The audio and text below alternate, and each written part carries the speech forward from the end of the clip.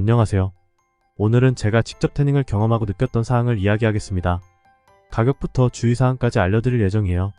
제 경험이 많은 분들에게 유익한 정보가 되었으면 좋겠습니다. 가격. 제가 21년도에 지출한 가격은 34만원이었습니다. 인천 구월동에 있는 숍에서 태닝을 하였어요.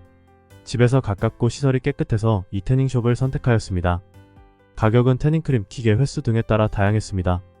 저는 바디 프로필 촬영을 위해 태닝을 하였고 사진 촬영 후 다시 태닝을 하지 않을 생각이었어요. 그래서 가격이 조금 저렴하면서 태닝색이 잘 나오는 방향으로 선택했답니다. 제가 선택한 사항은 다음과 같습니다. 태닝 로션 에드하디 업그레이드 투 블랙. 네이버 쇼핑에서 해당 제품을 저렴하게 파네요. 태닝 횟수 1년 연간 회원. 태닝 기계. 제가 피부가 약해서 브라운 태닝의 빛의 강도가 약한 기계를 선택하였습니다. 태닝 기간 약 6주간 10회의 태닝을 받았습니다. 피부색은 완전 검게 만들지 않았고 바디 프로필 사진을 찍기 괜찮을 정도로 만들었어요. 바디 프로필을 촬영하는 분이라면 10회 정도가 적당한 것 같습니다. 일주일에 1에서 2회 정도 받았고요. 3에서 4일 정도의 기간을 두고 태닝을 하였습니다.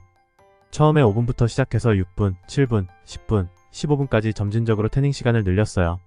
처음 태닝을 하면 피부색이 변했는지 알 수가 없어요. 피부색이 바로 변하지 않더라고요. 하지만 태닝을 하면 할수록 서서히 피부색이 변한답니다. 피부색이 천천히 변하기 때문에 바디 프로필 촬영을 앞둔 분이라면 사전에 미리 태닝하는 것을 추천합니다. 그리고 태닝을 하지 않고 촬영 당일 탄을 바르는 분도 있는데 탄을 바르면 피부가 매끄럽게 나오지 않고 스튜디오에서 탄 작업을 금지하는 곳도 많아요. 따라서 예쁜 바디 프로필 사진을 얻고 싶다면 태닝을 추천합니다. 태닝 시 주의사항. 저는 이 부분이 정말 중요한 것 같아요. 첫째, 피부 트러블. 태닝을 처음 접하는 분이라면 첫 번째 태닝은 아주 짧게 하길 추천합니다.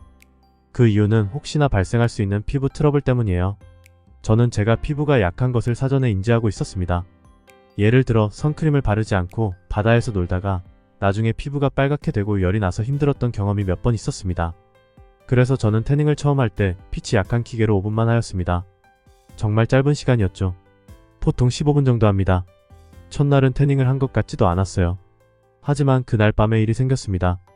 어루러기가 발생된 것이었죠. 피부가 엄청 가렵고 빨갛게 부어올랐으며 열이 났습니다. 그래서 알로에 젤과 바디로션을 엄청 발라서 겨우겨우 피부를 진정시켰어요. 저와 같은 사례가 아는 동생도 똑같이 발생되어서 신기하더라고요. 태닝이 처음인 분은 태닝 시간을 짧게 하는 것을 강력 추천합니다. 그리고 서서히 태닝 시간을 늘려가세요. 참고로 태닝 후 피부 트러블이 너무 심해지면 꼭 병원에 가는 것을 추천합니다. 둘째, 피부 보습. 태닝이 끝나고 후 피부에 충분한 보습을 하면 피부가 금방 진정되었습니다.